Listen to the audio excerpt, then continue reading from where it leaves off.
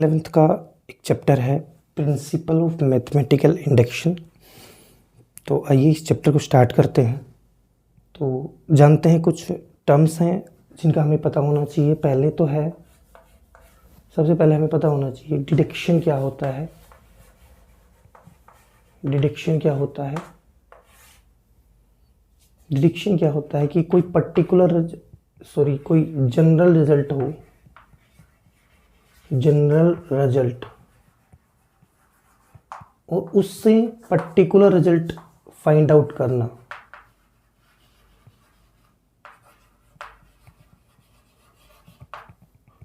Deduction क्या होता है? कोई जनरल रिजल्ट है, उससे पर्टिकुलर रिजल्ट फाइंड करना डिडक्शन होता है। मींस एक जनरल रिजल्ट है क्या? If A number having unit digit 5 is divisible by 5। कोई नंबर है, उसकी यूनिट डिजिट अगर 5 होगी तो वो नंबर 5 से डिविजिबल होगा। ये एक जनरल रिजल्ट है। तो अब यहाँ से हम ये बात कह सकते हैं कि 365, 405 ये नंबर 5 से डिविजिबल होंगे। तो ये जनरल रिजल्ट था, इससे हमने पर्टिकुलर रिजल्ट फाइंड आउट किया। ये अपना प्रोसेस होता है, इस प्रोसेस को हम बोलते हैं डिडक्शन। Second, induction.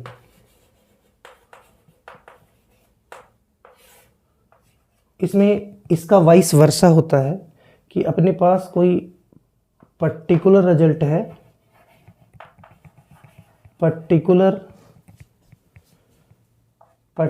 रिजल्ट है, और उससे हमने जनरल रिजल्ट फाइंड आउट किया।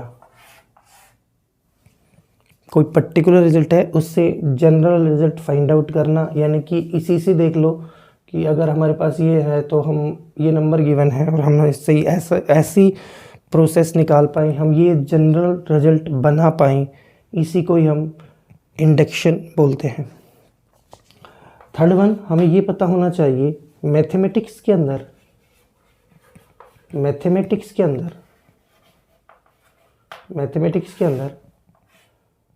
कोई भी स्टेटमेंट हो, एनी स्टेटमेंट, वो या तो ट्रू होगी या फॉल्स होगी। मैथमेटिक्स के अंदर कोई भी स्टेटमेंट होती है वो या तो ट्रू होती है या फॉल्स। ऐसा नहीं हो सकता कि वो दोनों एक साथ हो या दोनों में कोई भी ना हो, यानी एम्बिगियस स्टेटमेंट हो, ना ट्रू हो ना फॉल्स हो। मैथमेटिक्स में स्टेटमेंट्स मीन्स या तो वो ट्रू है या वो फॉल्स स्टेटमेंट है। एंड नेक्स्ट थिंग हमें क्या पता होना चाहिए, इस चैप्टर में हमें जो स्टेटमेंट मिलेंगी वो 2 फॉर्म में होंगी। या तो वो स्टेटमेंट इक्वेशन की फॉर्म में होगी या वो इन इक्वेशन की फॉर्म में होगी।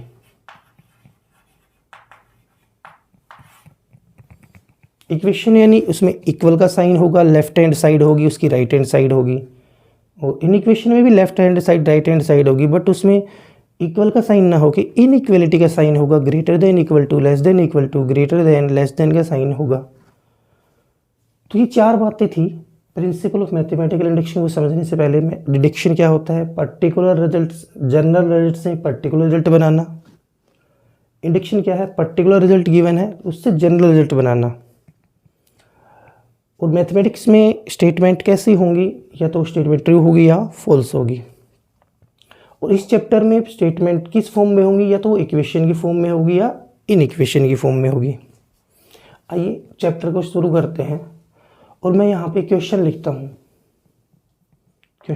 हूँ for n belongs to n। जो n स्मॉल n है वो नेचुरल नंबर से बिलोंग करता है।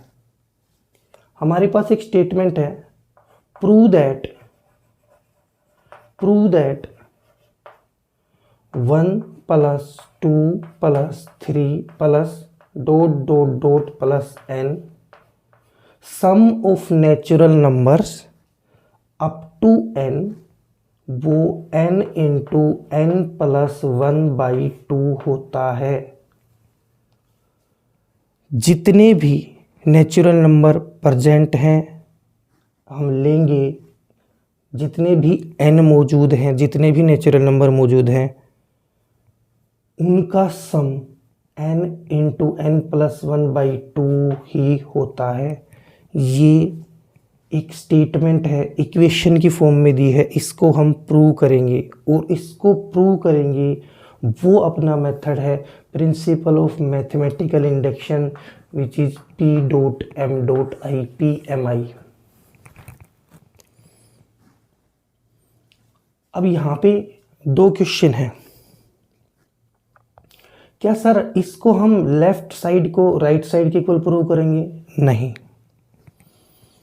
क्योंकि आप इसको तो लेफ्ट साइड को राइट साइड के प्रूव कर सकते हो अर्थमेटिक प्रोग्रेशन में सम ऑफ n टर्म्स, क्योंकि यहाँ पे AP अर्थमेटिक प्रोग्रेशन बन रही है। फर्स्ट टर्म A है, D यहाँ पे 1 हो जाएगा, n टर्म्स का सम SN निकाल लोगे तो ये आ जाएगा। बट ये प्रूव नहीं करना हमें, प्रूव हमें ये करना है कि जितने नेचुरल नंबर हैं उन सभी के लिए for n belongs to n, जितने नेचुरल नंबर हैं उन सभी के लिए ये स्टेटमेंट ट्रू है, ये प्रूव करना है। तो क्या सर हम n की वैल्यू 1 लेके प्रूव कर दें, n की वैल्यू 2 लेके प्रूव कर दें, n की वैल्यू 3 लेके प्रूव कर दें?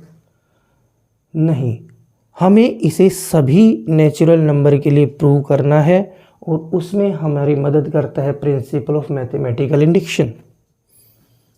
तो प्रोसेस क्या है वो समझते हैं। जो स्टेटमेंट गिवन होती है उसको आप प्रिंसिपल स्टेटमेंट बोलेंगे Pn, such that 1 + 2 + 3 +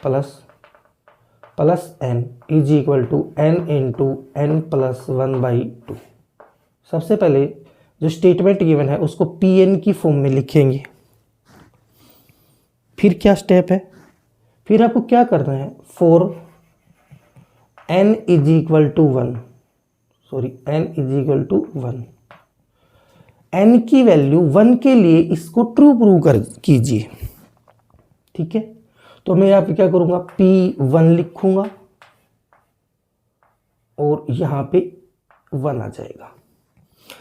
right hand side में क्या होगा, ये जो n है यहाँ इसकी जगह मैं 1 रखूँगा तो 1 × 1+1/2 और ये इससे कैंसिल हो जाएगा, यहाँ पे भी 1 बचेगा, यानी कि for n is equal to 1 it is true. कोई भी स्टेटमेंट गिवन है उसको मैंने 1 के लिए ट्रू प्रूव कर दिया। ठीक है, अब मैं मान के चलूँगा कि let n is equal to k। अब n क्या है, कोई भी नेचुरल नंबर है k, n is equal to k, it is true. मैंने मान लिया कि कोई भी नेचुरल नंबर है k, उसके लिए ये स्टेटमेंट ट्रू है। इसका मतलब क्या हुआ सर, जो p यहाँ पे लिखूँगा k, 1 + 2 + 3 + n की जगह क्या k। अब कितने नेचुरल नंबर लेने हैं मेरे को, k, तो उसके लिए मैंने इसको क्या मान लिया, ट्रू मान लिया। तो यहाँ पे आ जाएगा k + 1/2। इसको इक्वेशन 1 बोल देता हूँ। मैंने क्या किया, कोई प्रिंसिपल स्टेटमेंट है उसको Pn की फॉर्म में लिखा, n इज इक्वल टू 1 के लिए मैंने इसको ट्रू प्रूव कर दिया बिल्कुल। और फिर मैंने क्या मान लिया कि कोई नंबर है k कोई भी नंबर नेचुरल नंबर हो सकता है, उसके लिए मैंने इसको ट्रू मान लिया, अपनी तरफ से मान लिया कि ये ट्रू है।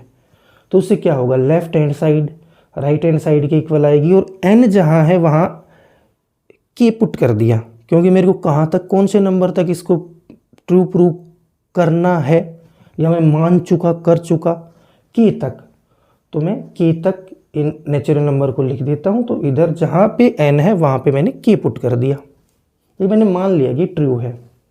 नाउ वी हैव टू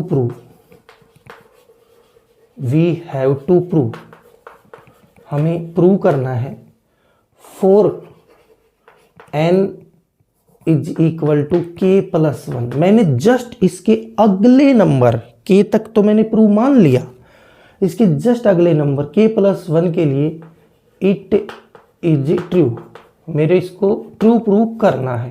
तो यानी कि मैं प्रिंसिपल स्टेटमेंट में के की जगह के प्लस 1 राइट करूँगा, सच दैट 1 प्लस 2 प्लस के, n के तक तो पहले था और मेरे को जस्ट उससे अगली टर्म लिखनी है, तो वो क्या होगी के प्लस 1। इसके लिए मैंने इसको ट्रू प्रूव करना है। तो इधर क्या हो जाएगा, जहाँ n है वहाँ के प्लस 1 पुट कर देंगे, के प्लस 1, एंड इधर हो जाएगा के प्लस 2/2, क्योंकि जब यहाँ पे आप के प्लस 1 पुट करोगे 1 और 1 मिलके 2 बन जाएगा। ये मेरे को ट्रू प्रूव करना है, तो मैं यहाँ से लेफ्ट हैंड साइड को ले लेता हूँ। जब लेफ्ट हैंड साइड को मैं लिखता हूँ तो वो आएगी 1 प्लस 2 प्लस के एंड के प्लस 1। अब मैं इतनी स्टेटमेंट को देखता हूँ तो मेरे को यहाँ से लिखूँगा फ्रॉम 1 इक्वेशन से मैं इसको क्या लिख सकता हूँ, ये इसके इक्वल है, तो मैं इसको लिख सकता हूँ के इंटू के प्लस 1/2 और आगे बचा के प्लस 1।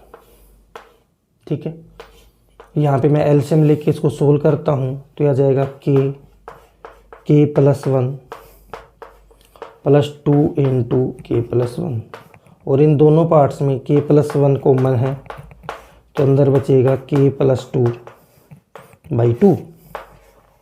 आप देख पा रहे हो left hand side is equal to right hand side.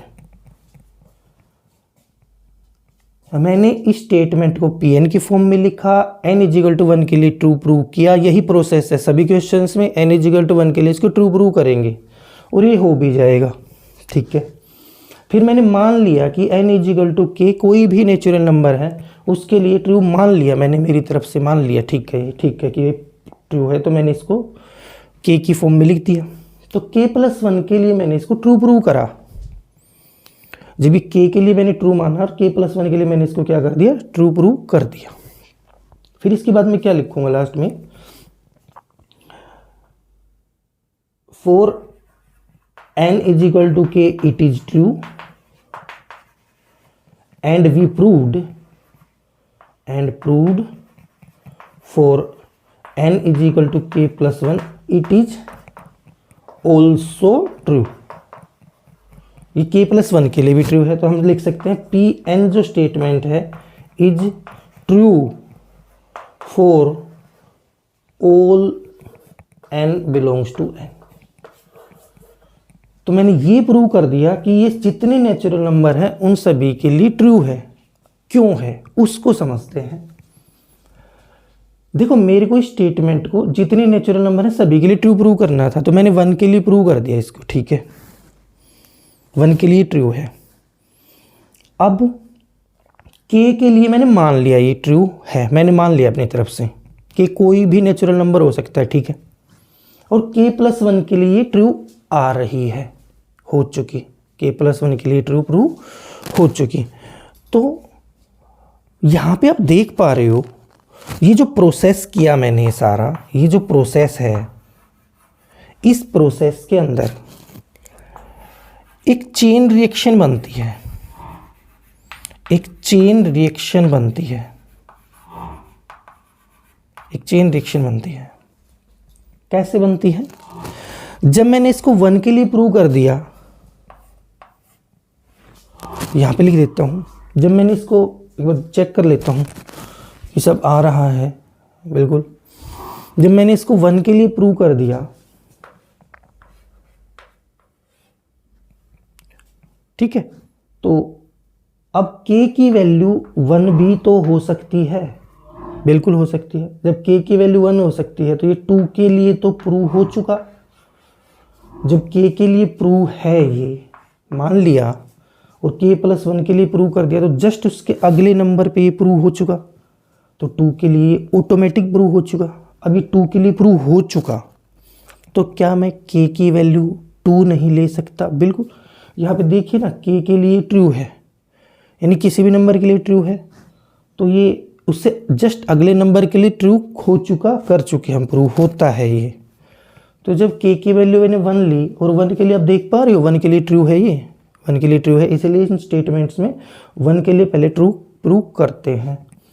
तो 1 के लिए ट्रू प्रूव है तो 2 के लिए ऑटोमेटिक हो जाएगा, ये हो गया। अब 2 के लिए प्रूव है तो मैं k की वैल्यू 2 भी तो ले सकता हूँ, तो ये 3 के लिए फिर प्रूव हो गया। अब k की वैल्यू मैं 3 ले लूँगा तो ये 4 के लिए फिर प्रूव हो गया। अब यानी कि मेरे को इतना ही 3 स्टेप करने हैं। 3 स्टेप करने के बाद इसमें बनती है चेन रिएक्शन। ये प्रोसेस क्या बनता है? Chain reaction. इसी चेन रिएक्शन को हम बोलते हैं प्रिंसिपल ऑफ मैथमेटिकल इंडक्शन।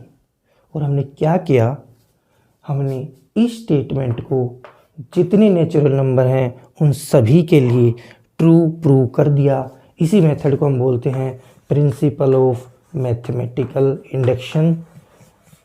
और ये बहुत अच्छा कॉन्सेप्ट है। इसमें चेन रिएक्शन बनती है और इसके 3 स्टेप हैं। आप 1 के लिए ट्रू प्रूव कीजिए, k के लिए ट्रू प्रूव मान लीजिए और k+1 के लिए ट्रू प्रूव कर दीजिए। उससे एक चेन रिएक्शन बनेगी और ये सभी नेचुरल नंबर के लिए ट्रू प्रूव हो जाएगी ये स्टेटमेंट। इसी स्टेटमेंट को हम बोलते हैं principle of mathematical induction. I hope आप ये बातें समझ पाए होंगे। और जो वीडियो जाएंगे इसमें क्वेश्चन से हैं सारे। कॉन्सेप्ट तो इतना ही था। PMI is a concept of chain reaction, जिसके अंदर हम 3 स्टेप के अंदर इस पूरी स्टेटमेंट को सभी नेचुरल नंबर के लिए ट्रू प्रूव कर सकते हैं। आई होप आप ये समझ पाए हो।